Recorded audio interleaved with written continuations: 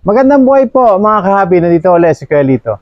So, marami nagtatanong sa atin tungkol dito sa ating water filter.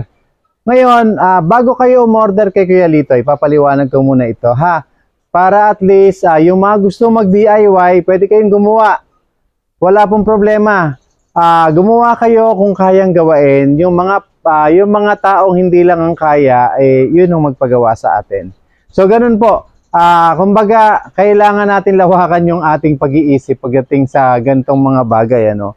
Kasi ito, sa totoo, ginawa ko to dahil na rin sa inyo. So, hindi ko to inisip dahil sa gusto kong magkaroon ng negosyo. Ginawa ko to kasi maraming mga co-hobbyist natin yung patuloy na nagtatanong sa atin na, Kuya Lito, paano ba yung gagawin ko? Kasi wala akong space sa itaas ng aquarium, ginawa kong TV, nilagay ko, tapos sa ilalim naman gusto ko meron pa ring aquarium. So yung mga ganong mga instances, kaya tayo nag-isip ng paraan kung paano tayo gagawa ng ibang klaseng sump filter. So sabi ko nga, meron tayong overhead filter, meron din tayong under sump kung tawagin. Ngayon, etong ginawa natin to, ito po ay options dun sa mga taong sabi ko, sa mga taong masasabi natin na maliit ang space possible, kung gusto nila, go. Pag hindi naman, nasa sa inyo pa rin. Basta lahat ng ginagawa natin, ang desisyon sa huli nasa inyo po. So ganito, explain ko muna to. Ano ba yung mga nandito, Kuya Lito? Kasi tinatanong nga nila. So unang-una, filter. Ito po. Ang tawag po rito ay water filter. Yan, ito. Then, sa water filter, meron po tayong connector. Ito pong gitna nito, ito yung kung tawagin na male-to-male connector. So, itong puti na to. Yan. So, sa water filter, maraming klase. May mahaba po nito, may 20 inches. Ito po ay 10 inches lang. Then, kaya ko po ito nagustuhan kasi nga unang-una, colorless ito. So, transparent, kita natin yung loob. At the same time, mas malaki po ito kumpara dun sa ibang mga filter na lumalabas. Mas mataba. So, kaya ko siya naisip na gawing filter kasi mataba. Kung ito po ay maliliit, parang maliit bilang filter. Kaya ang ginawa natin, tinabaan natin. So, mataba siya. Then, yung sa ilalim po, ito. Binutas ko po ito. So, binutas ko yung ilalim, gumamit tayo ng hulso sa ilalim. Then, mula sa ilalim po, naglagay ako ng connector ng male, female, male adapter sa ilalim nito. Meron po akong male adapter na inilagay na media. Tapos meron din po tayong onion patente. Tapos meron tayong gripo. Ito yung gripo natin, yung ball valve. Yan po. Then another onion patente sa ilalim. So, bakit natin ginawa yan? Ginawa natin to, may dalawang onion patente para po natatanggal natin yung ating filter. So, just in case gusto nating palitan yung ating filter o linisin yung loob, ito po yung tatanggalin natin dalawa. Pag tinanggal po yung dalawa, mahuhugot ito, matatanggal tong inyong buong valve, mahuhugot nyo po ito. So, ganun po siya pa isa-isa. So, ganun din po yan lahat. Ngayon, sabi ko nga, yung sa mga taong walang kakayahan, pwedeng bumili sa atin. Yung mga hindi naman, at kaya nyong gumawa kayo, wala pong problema. Kasi the more na nakikita ko na marami yung natututo, mas malaki po yung pasasalamat ko. Kasi kahit papaano, nagiging nagkakaroon tayo ng meaning. So, ibig sabihin, nagiging makabuluhan yung mga ginagawa natin. Ngayon, may mga question din sa akin, Kuya Lito, pwede ba yan sa filtration system? Pwede ba yan sa pond? Kasi may mga pond kami. Gusto ko sana, kaya lang, pwede ba yan? So, ganito po. Ito pong ginagawa natin na to, actually, pwede siya sa pond. Pwede rin pong gamitin. Bakit? So, ang gagawin nyo nga lang, puro poop separator. Yung tatlo, puro poop separator. Tapos, yung existing nyong mga filtration system, yun na rin. So, ang purpose lang, kaya gagawin yung puro poop separator to kasi nga malaki yung pond nyo. So, once na malaki yung pond nyo, syempre mas maraming dumudumi doon. Ngayon, kung magkakaroon ng 3 canister para sa poop separator, bago pumasok sa inyong filtration system, kumbaga advantage pa rin siya na yung lahat ng poops maiwan dito bago dumating sa inyong filtration system. So, sabihin, ang kailangan nyo lang ay maging masipag din mag-drain. Kasi kung gagawin natin poop separator to at hindi rin kayo magde-drain, magka-clog din yan, possible, mag-clog din pagdating ng time. Kasi nga, dapat po, may filter tayo sa ibabaw. Yung filter po na yun, natatanggal din yon.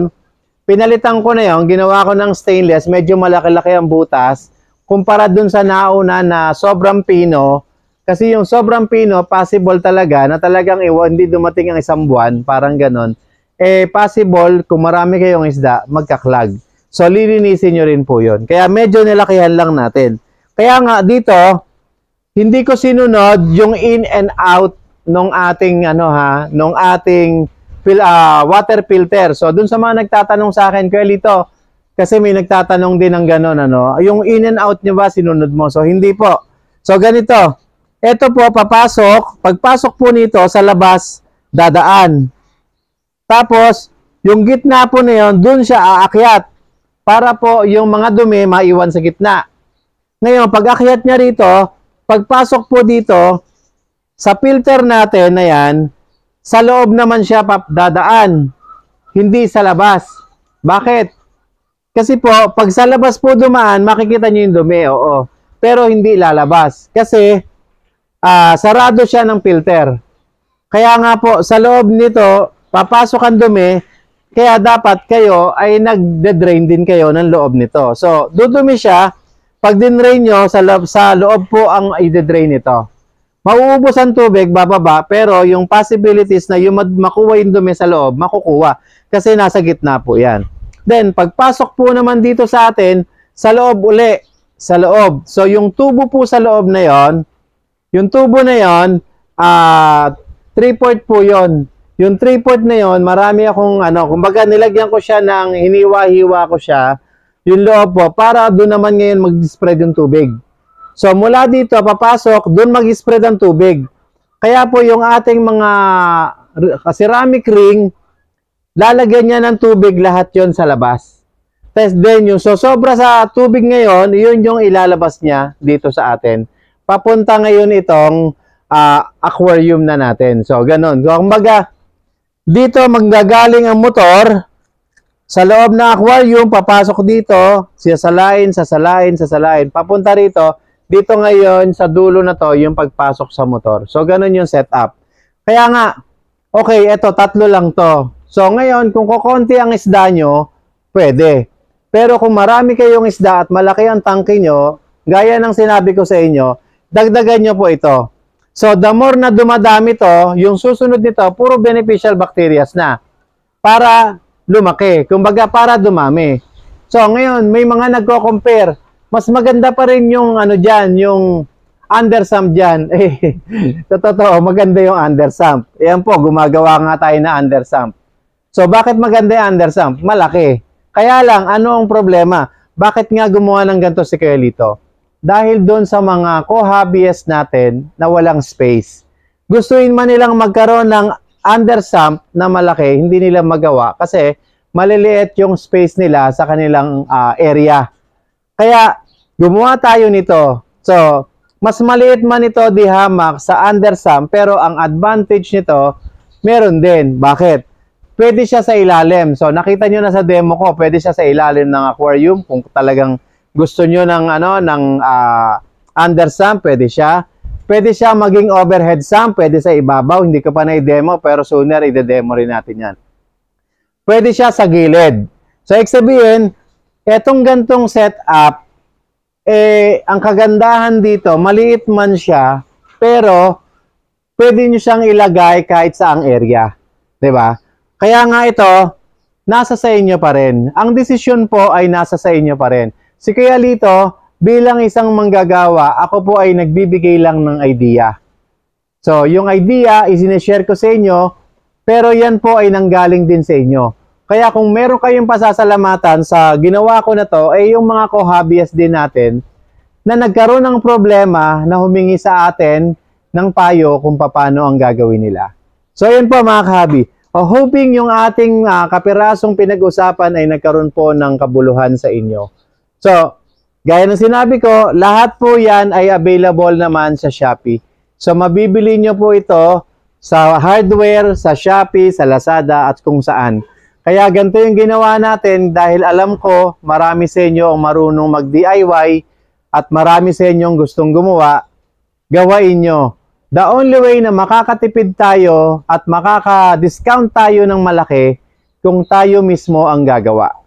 Pero kapag po kami na ang gumawa, natural lang po na kailangan lagyan natin ng labor kasi may mga tao rin po ako na pinapasahod. So, ganun lang po kasimple yun. O, meron din po akong pangangailangan na dapat kong lagyan. Kaya, pag gustong gumawa, gumawa. Pag hindi kaya, magpagawa kay Kuya Lito, makakatulong kayo sa akin. Salamat po. Sana po yung mga video natin ay patuloy nyong i-share sa iba para marami po tayong makinabang at marami pong makakita. Salamat at magandang buhay po sa inyo lahat.